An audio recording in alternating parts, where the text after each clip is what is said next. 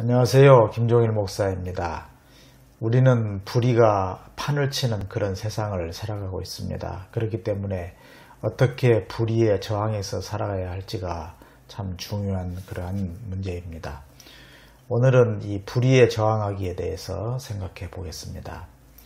먼저 성도의 본분을 생각해 본다면 성도는 그리스도를 믿어서 은혜로 의롭다함을 입었습니다. 의롭게 된 것이죠. 이것을 칭의라고도 하고 혹은 의화라고도 그렇게 말합니다.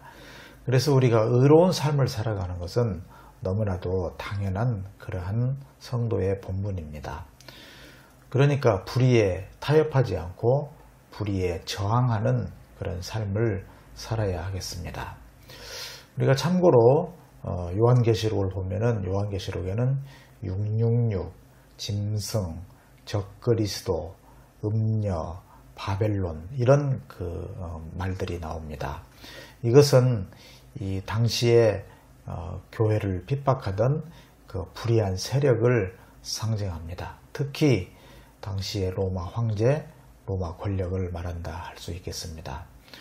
당시의 신자들은 이들에게 절하지 않았습니다. 그리고 믿음을 지켰던 것이죠. 이것이 불의에 타협하지 않는 그러한 모습이었습니다. 현대사를 보면은 이 독일 상황을 우리가 좀 살펴보려고 합니다. 히틀러가 2차 대전을 일으키고 그러한 유대인 학살이라든지 그런 잘못을 범할 때 그때 독일 교회는 히틀러에게 아주 숭배하고 히틀러를 찬양하는 그러한 탈선을 저질렀습니다. 심지어 그리스도는 히틀러를 통해 우리에게 오셨다. 이런 망언들을 쏟아냈습니다. 히틀러는 성령의 음성이라고 한다든지 히틀러를 통해서 하나님의 나라가 시작된다든지 완성된다든지 별의별 이야기들을 다 했던 것입니다. 그것을 보고 몇 명의 그런 소수의 목사님들, 신학자들이 고백교회를 만들었습니다. 그래서 이들은 바르멘 선언을 하게 되었는데요. 1934년 5월입니다. 당시 독일에서 교수 생활을 했던 스위스 출신의 신학자 칼 바르트가 이 바르멘 선언을 입안을 했습니다.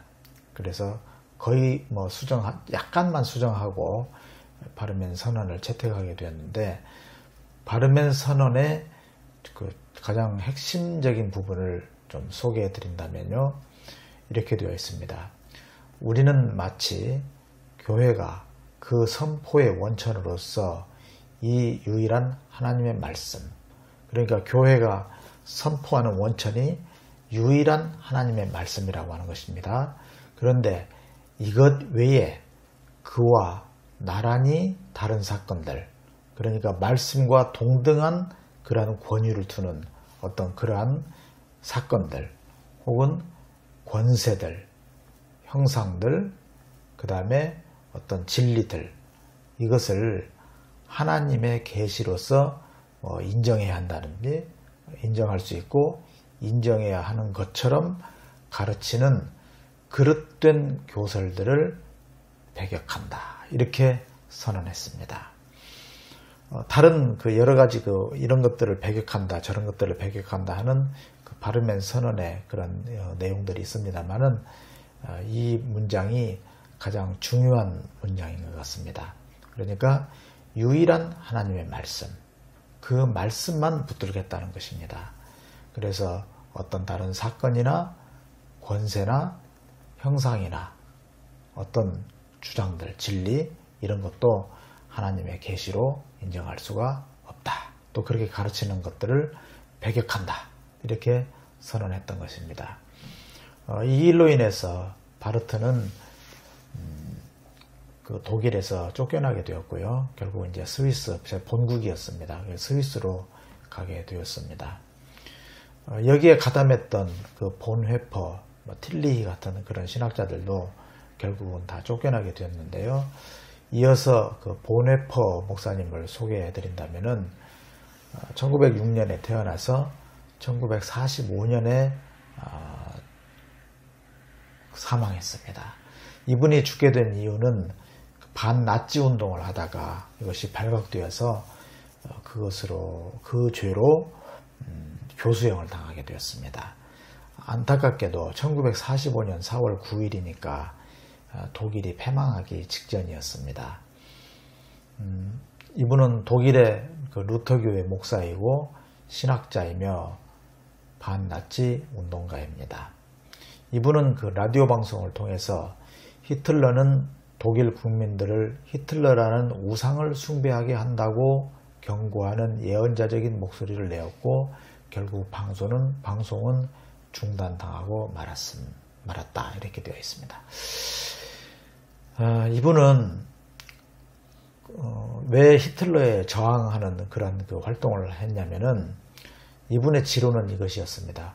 어느 미친 운전사가 교통사고를 일으키며 달리고 있다. 당신은 부상자를 위해 기도만 하겠는가? 아니면 미친 운전사를 끌어낼 것인가? 그래서 보네퍼는 그냥 가만히 있을 수 없다. 이를 끌어내야 한다 하는 그러한 정신을 가지고 히틀러에게 저항하는 그런 일을 했던 것입니다. 또한 미국의 유명한 인권운동가였던 마르틴 루터 킹 목사님, 이분을 여러분들이 잘 아실 것입니다. 이분은 흑인들의 그 인종차별에 저항해서 이런 유명한 그 연설을 했습니다. I have a dream이라고 하는 그런 연설인데요. 나에게는 꿈이 있습니다. 내 자식들이 이 나라에 살면서 피부색으로 평가되지 않고 인격으로 평가받게 되는 날이 오는 꿈입니다. 어둠으로 어둠을 몰아낼 수는 없습니다. 오직 빛으로만 할 수 있습니다. 빛으로만 할 수 있습니다. 증오로 증오를 몰아낼 수는 없습니다.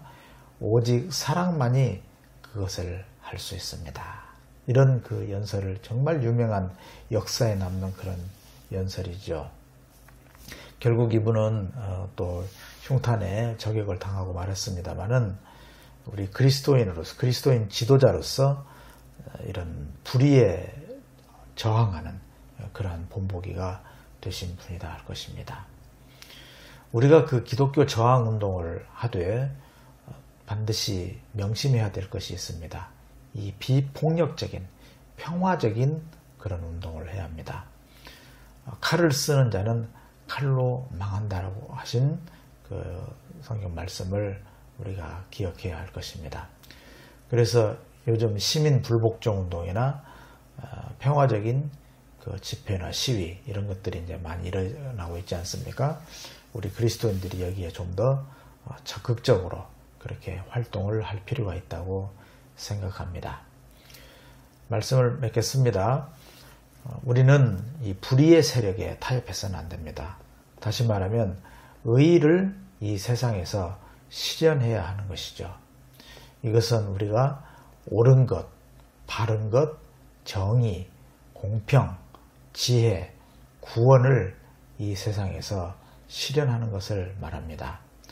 그것은 결국 예수 그리스도의 말씀을 우리가 가까이 하고 그 말씀을 이 세상에서 실현하는 것을 말하는 것입니다. 우리는 불의에 타협하지 않고 불의에 저항하는 그런 그리스도인으로서 바른 삶을 살아야 할 것이라고 생각합니다. 시청해 주셔서 감사합니다. 안녕히 계십시오.